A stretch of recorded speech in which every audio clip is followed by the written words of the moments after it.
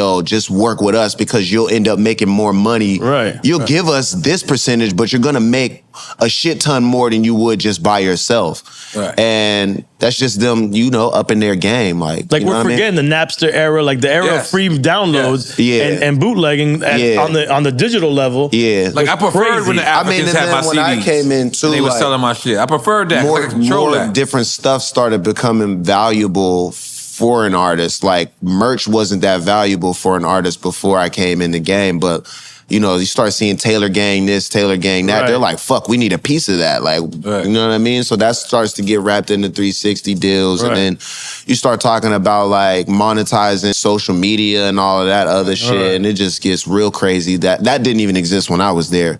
But yeah, there's a lot of different reasons why they do it and different ways that they upgrade it due to, you know what I mean, where we're at in the game. Like, for sure, 100%. Would you ever sign an artist to a 360 deal? No, I wouldn't. Okay. No, hell no. I'm just not that big of a machine. Like I can't follow through of what a 360 deal entails. You gotta help them get the shows. Yeah. I mean, well, I can help you get shows and shit like that. Like that's cool, but it's like, you know, I can't go to radio and be like, yo, play this song. Like, fuck all of those other artists, play this song. Because that's what they do, like like labels, you know what I'm saying? Like, if you're a priority artist, you're gonna get that type of treatment. That's the problem with the 360 deal. Only a certain small percentage become those priority artists. Oh, for sure. And everybody else is stuck there not For getting sure. that. And you're only a priority for a certain amount of time. Right. Yeah. It don't last forever. No. They got other priorities. I had done one of the Fast and Furious soundtracks, the movie before this one. I think this one was on 9. See You Again was on 9. So I think I did a song on Fast 8 and it performed really well. So they had the See You Again song. The situation had happened, right? It had happened.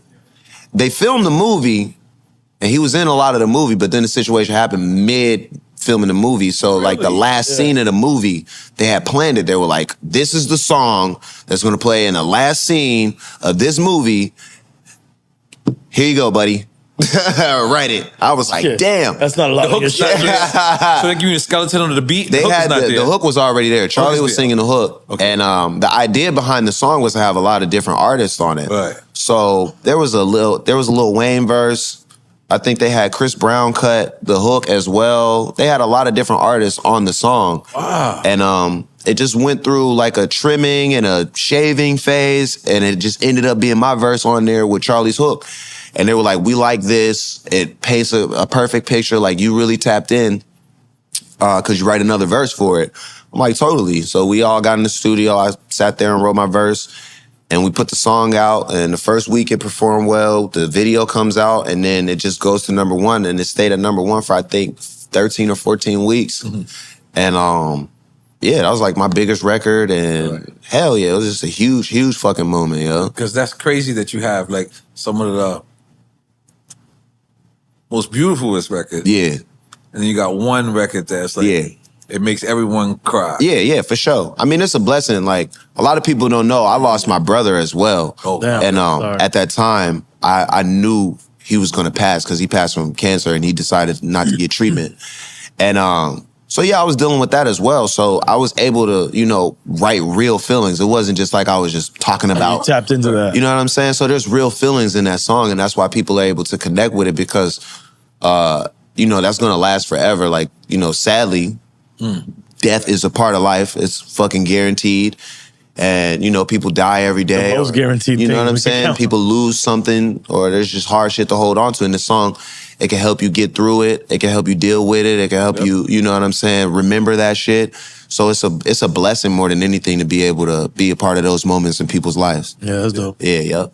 Then how about Mac Miller? You know, I know you guys had. Rest in peace. Yeah, rest in peace. Yep. Rest in peace, Paul Walker. It's always about embracing, like, especially the people who are coming up after you. Like, you have to embrace them and kind of just show them the right thing to do or how to do it or what a good example of that looks like. And then they're able to take it on their own and define it for what they want it to be. But to compete with them, like, that's not the wave. Like, hell no. Walking of the Dream. Walking on the Dream. Walking on the Dream. Yeah, Empire of the Sun is the group. Ooh. See you telling me, he's showing me. They from Australia, they hard. So you sampled this record. Yeah. For those that don't know, interpretation is different, right? Interpretation is where you can do someone's record over. Yeah. I don't know. And not pay them. No, interpolation is where you like replay it. Replay it. There you go. There's like certain notes that are different.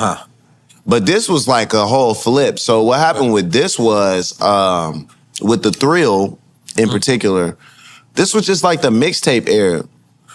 And I went to a party and I was in Indiana, I think, and I had chilled with the guy who brought me out there. I was at a college campus and I hung out with him the whole day. He was so cool. He took me shopping.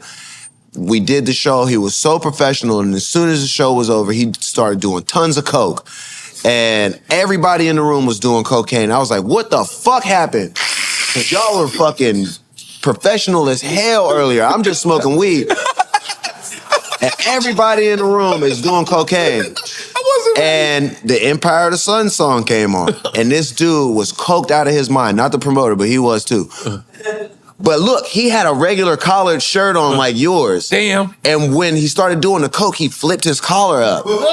So, that's who he turned into when he did it. Yeah, exactly. So he looked at me, he was like, bro, he was like, if you rap over this song, you'll be the fucking man. And he was right, dog. He was fucking right. I went home, I rapped over that shit, dog. I just took the beat and looped it like right at the beginning. I just looped the part that I wanted because they didn't have the instrumental. And I just put that shit out. Like that was back in the day before you would get like sued for, you know what I mean? They wasn't really looking at this internet kid, you know, blah, blah, blah. But fast forward, I started doing hella shows off of that shit. And they were like, damn, you're making money off of our records. So they like made up this whole little rule where it was like, if you sample certain records, you can't perform them unless you get clearance from the artist, blah, blah, blah, this, that, and other thing. Because you're technically making money without clearing the record. I was making millions of fucking dollars traveling the world performing this song. And they're sitting at home like, that's our song. Like, it's damn near bigger than our record. Like, what the fuck? We haven't even performed our song at that level. So eventually they just had to break bread. They was like, look, we'll just fucking make your version, whatever your name of your song is, that'll be your version, and then we'll have our version. It's basically the same song, but I got my version and they got their version. Yeah, yep. I'm not gonna lie to you. Keep the collar flipped up, dog. I thought you keep it yeah. I thought I heard it all. Yeah, yo, that is crazy. Yeah, so, because he was saying like how he sampled this record. Like I don't know if you remember, but LA and New York, like we had to give 100% rights to the Sugar Hill. Like we couldn't, like as soon as they sued us, we just said yes, we did sample you. Like we're caught. Yes, here you go. We sampled it. With them, they worked with you. Yeah, hell yeah. Well, you know you could do that. What? You can negotiate those situations.